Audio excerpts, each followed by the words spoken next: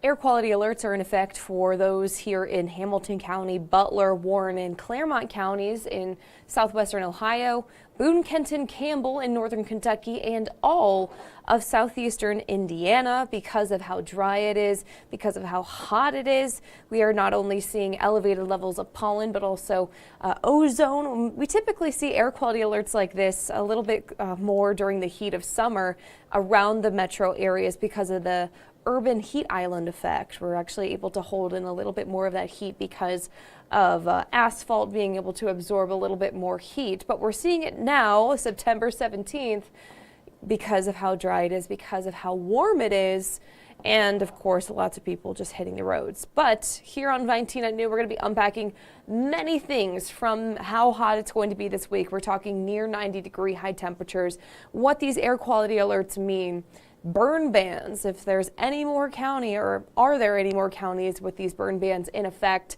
plus some breaking news out of the Atlantic Ocean. That's right, our next named storm in weeks. Tropical Storm Gabrielle. She's made her presence known within the last hour, but for right now, it's about the air quality alerts, and that's because air quality is taking a hit. I mean, pollen is typical this time of year, especially ragweed pollen. The air quality alert is not because of this, though it is impactful, definitely noticing it if you have seasonal allergies. But the reason why we're seeing air quality alerts is because the air quality itself, according to the Southwest Ohio Air Quality Agency, during the heat of the day today, going to be reaching unhealthy for sensitive groups levels. And so that's with elevated levels of ozone. And what you need to know about that is that during the heat of the day especially, we are going to be noticing the elevated levels, but also just a special risk for those who are within a vulnerable group of folks to the reduced air quality. And so check on your neighbors, especially those with respiratory cardiovascular illness, because with reduced air quality, and of course, your blood oxygen levels can be greatly affected by something like this. And for the rest of us, just avoid strenuous exercise outside, keep the air conditioner running, keep the windows closed so that the air conditioned air stays inside and is not tainted by the outside, which I'll take you outside right now, Queen's Gate. It's looking good, looking towards the Duke Energy Convention Center, which renovations on that still ongoing. Right now in Cincinnati, 82 degrees at the International Airport. Winds are hardly noticeable, and who knows what would happen, like if we would have these air quality alerts, if we had a little bit of wind to really stir things up a little bit. But because there's so much hanging around the atmosphere, that's why we have the air quality alerts in effect. But perhaps this is good news for the sunrises and the sunsets, just with more, for lack of a better word, stuff hanging around up there in the atmosphere, including clouds. We're actually able to see more vibrant sunrises and sunsets, which Josh in Waverly, just a few miles east of Cincinnati, I should say, more than a few, but you get what I say. Picking up on this beautiful image this time, last night. I just realized courtesy is spelled wrong. Ugh. So annoying. But yeah, this photo is courtesy of Josh H. in Waverly. You see how beautiful of an image that is? Yeah, stunning. And we see stunning sunsets, especially during the fall time, but you pair that, just the orientation of the sun, the earth and whatnot, plus how much is up there right now. The clouds, there's some particulates up there.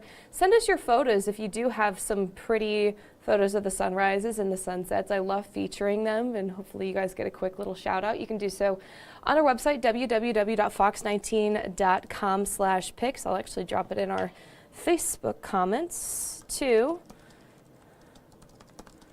That way you guys have the link right there at the palm of your hand and make it nice and easy for you guys.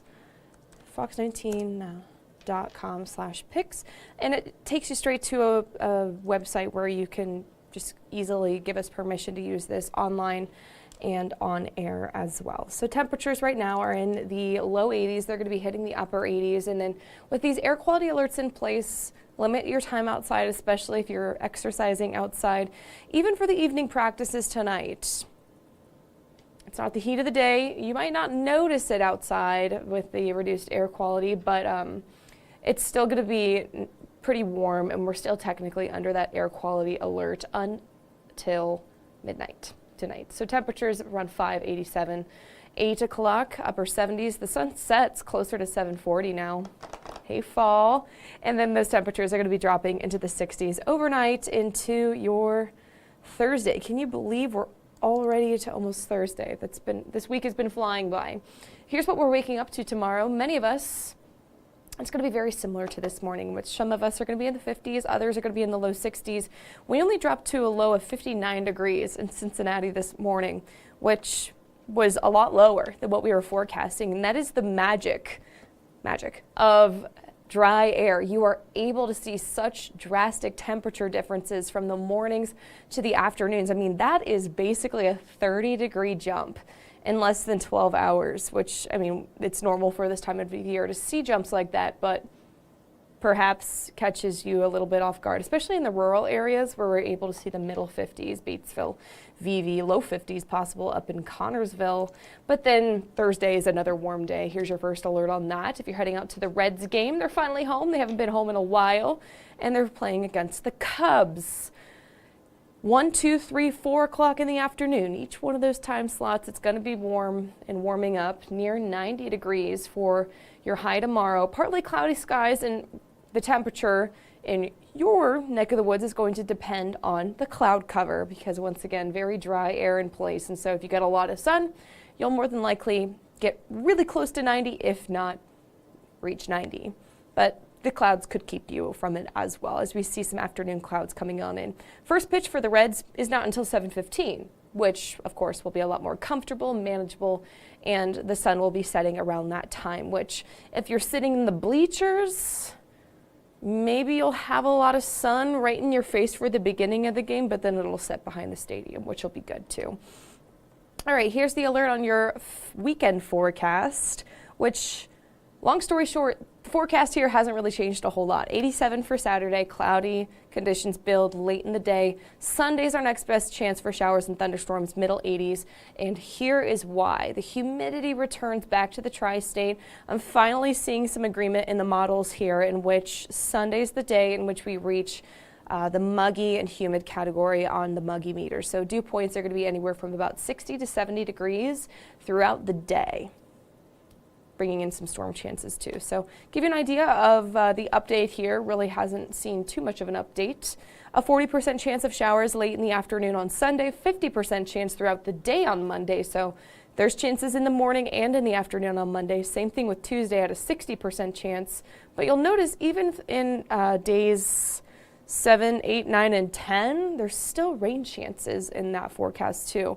There's still a lot of uncertainty in how the early week is going to play out. Some models have that front fully passing on through, pushing out the humidity and bringing in fall-like temperatures, and others have it stalling just north of the area in which we would see humidity. We would feel the humidity. We would have temperatures in the low 80s all next week and daily storm chances as well. It's a very different forecast. That's why we're kind of encouraging you guys, and absolutely encouraging you guys, to keep checking back with us as we hope to find a little bit more agreement in the models as we get closer. Of course, that is like 5 or 6 days away from this point. So we'll see some variations in the forecast, just as with any forecast. But to give you an idea of what one of the models are picking up on, here's your weather timeline. Here's Saturday afternoon.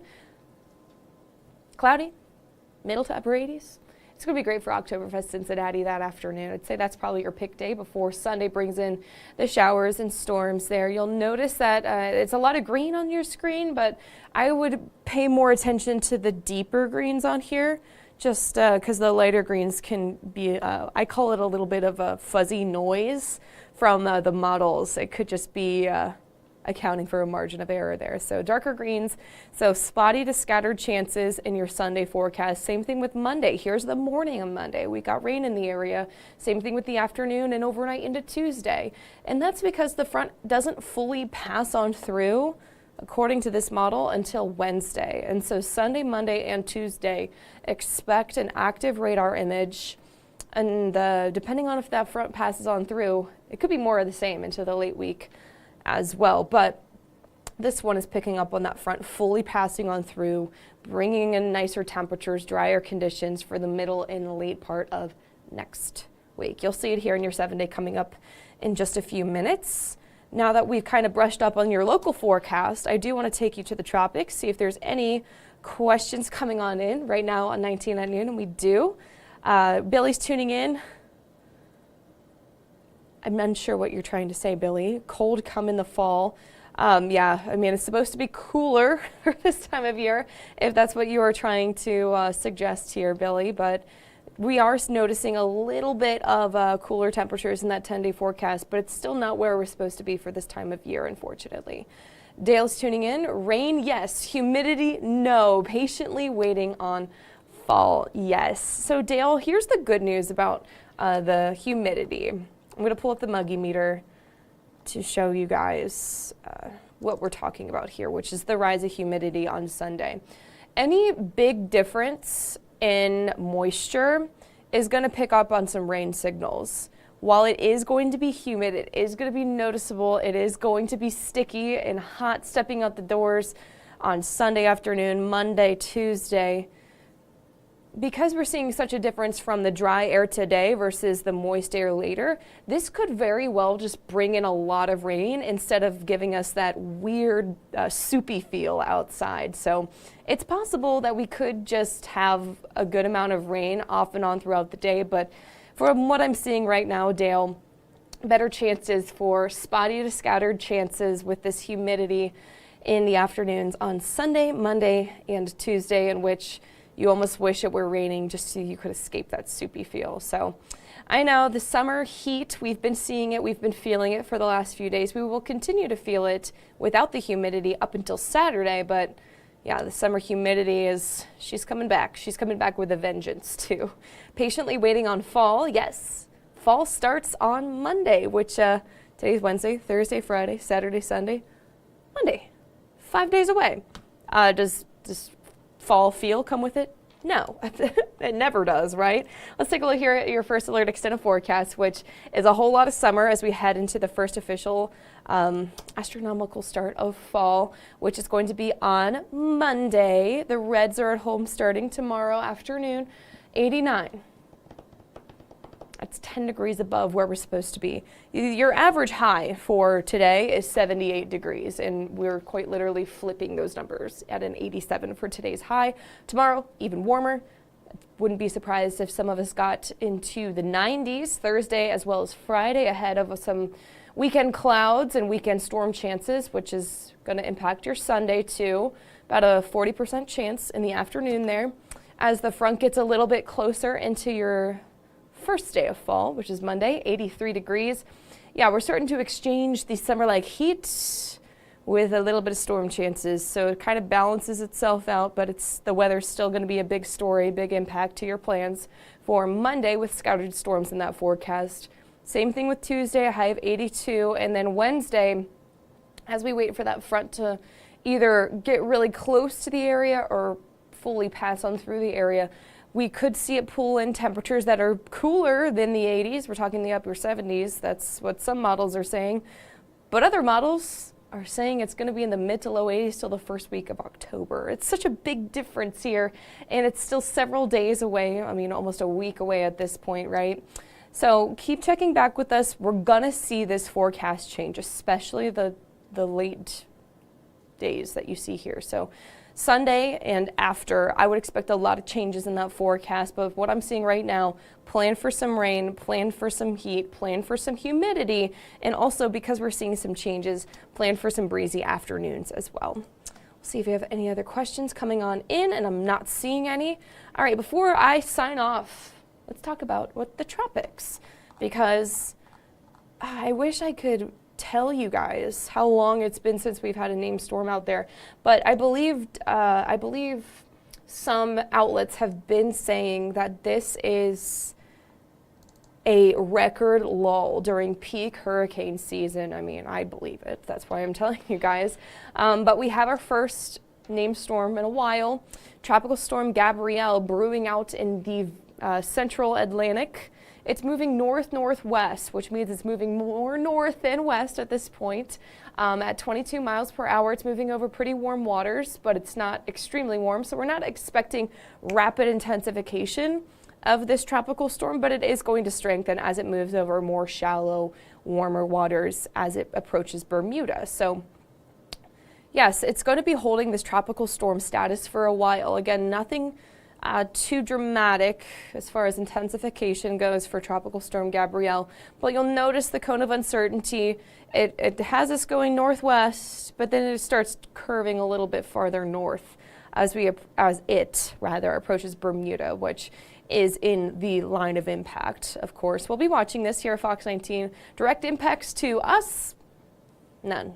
No. The heat that we're seeing right now would absolutely help steer it off the coast a little bit, which is good. It kind of, the National Hurricane Center is kind of picking up what we're putting down in that forecast too, which is good to see some general consensus coming aligned there. But of course, it's going to get closer to the Atlantic coast. It's something that we'll be watching. Surely will be a national headline for a while, as it is the only named storm out there, and it has been the only named storm in weeks. All right, not seeing any other questions coming on in right now.